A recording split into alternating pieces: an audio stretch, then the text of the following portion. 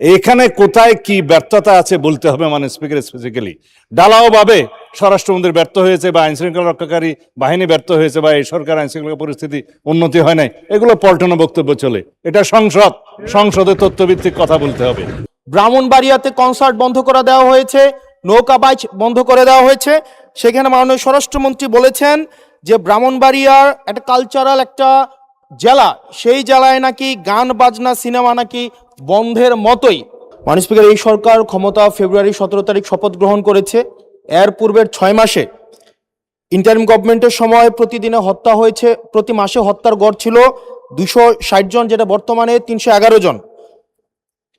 এই সরকার ক্ষমতা গ্রহণের পূর্বের 6 মাসে খুন হয়েছে 1780 জন, যেটা এই সরকারের 6 মাসে খুন হয়েছে 1789 জন। নারী ও শিশু নির্যাতন পূর্বের 6 মাসে ছিল 10,090 জন, এটি এই 6 মাসে হয়েছে 11,165 জন। পুলিশের উপরে হামলা হয়েছে 275টি, যেটি এই সরকারের প্রথম 6 মাসে হয়েছে 317টি। গণপিটুনি দিয়ে 2025 সালের পুরা বছরে 166 জনকে হত্যা করা হয়েছে, যেটা এই সরকারের 6 মাসে সেটির সংখ্যা পৌঁছেছে 120 জন।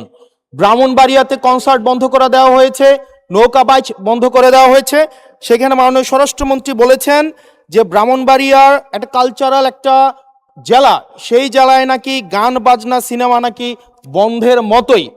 আজকে আপনার মাধ্যমে মাননীয় স্বরাষ্ট্রমন্ত্রীর কাছে প্রশ্ন, এই 6 মাসে মাননীয় স্বরাষ্ট্রমন্ত্রী কি law and order situation restore করতে পেরেছে কিনা এবং আইনের শাসন সেটি প্রতিষ্ঠিত করতে উনি পর্যাপ্ত ভূমিকা রাখতে পেরেছে কিনা, নাকি উনি ব্যর্থতায় পর্যবেসিত হয়েছে? মাননীয় স্পিকার।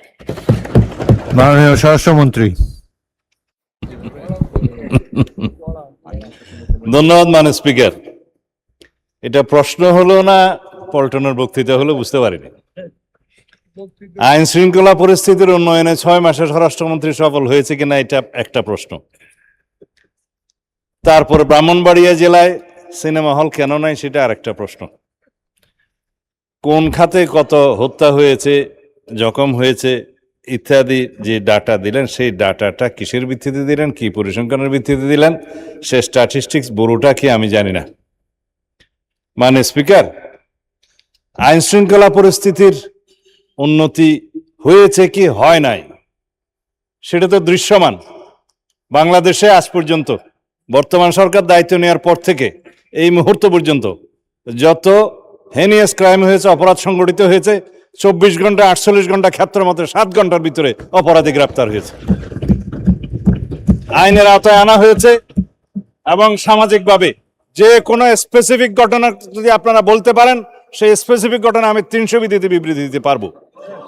আজ পর্যন্ত সামাজিক চাহিদার ভিত্তিতে এবং যেগুলো আলোচিত হয়েছে, যেগুলো আলোচিত হয়ও নাই, সেরকম যেগুলো ঘটনা অপরাধ সংগঠিত হয়েছে, সেটা সমাজের চাহিদার ভিত্তিতে সংক্ষিপ্ত সময়ের মধ্যে যাতে বিচার কার্য সম্পন্ন হয় সেজন্য আমরা সহযোগিতা করেছি। বিচার করার তো জুডিশিয়ারির কাজ। এইভাবে রামিসা থেকে শুরু করে রংপুরের ইদানিং 4টা যে হত্যা হলো সেই পর্যন্ত সমস্ত কিছু দ্রুততম সময়ের মধ্যে এই পুলিশ বাহিনী, আইন শৃঙ্খলা রক্ষাকারী বাহিনী গ্রেফতার করতে সক্ষম হয়েছে এবং আইনের আওতায় নিয়ে এসছে। এখানে কোথায় কি ব্যর্থতা আছে বলতে হবে মানে স্পিকার স্পেসিফিক্যালি ঢালাও ভাবে স্বরাষ্ট্রমন্ত্রী ব্যর্থ হয়েছে বা আইন শৃঙ্খলা রক্ষাকারী বাহিনী ব্যর্থ হয়েছে বা এই সরকার আইন শৃঙ্খলা পরিস্থিতি উন্নতি হয় নাই, এগুলো পল্টনা বক্তব্য চলে। এটা সংসদে তথ্যভিত্তিক কথা বলতে হবে। যদি কোনো স্পেসিফিক ঘটনার কথা আপনারা বলেন, সেই ঘটনার প্রেক্ষিতে আমরা 300 বিধিতে বক্তব্য দিতে পারবো মানে স্পিকার। কিন্তু যদি কাগজ নিয়ে বলা হয় এতটা হত্যা হয়েছে, এতটা ঘুম হয়েছে, সেটা তো কিসের স্টেটমেন্ট আমরা জানি না। আমরা গতবারও সংসদে আমরা 300 বিধিতে বক্তব্য দিয়েছি, স্টেটমেন্ট দিয়েছি এবং সংসদের জেনারেল আলোচনার মধ্যেও বলেছি, ডাটা দিয়েছি। তার মধ্যে আমরা প্রত্যেকটা পরিসংখ্যান করে প্রত্যেকটা অপরাধ ভিত্তিক চিত্র আমরা তুলে ধরেছিলাম। তখন কেউ বলতে পারে না মানে স্পিকার। সুতরাং যদি কোনো স্পেসিফিক ঘটনায় বাংলাদেশের আইন শৃঙ্খলা রক্ষাকারী বাহিনী বা স্বরাষ্ট্র মন্ত্রণালয় ব্যর্থ হয়েছে কি হয় নাই, সেই বিষয়ে যদি আপনারা নোটিশ আনেন, তখন আমরা ডিবেট করতে পারবো। ধন্যবাদ মাননীয় স্পিকার।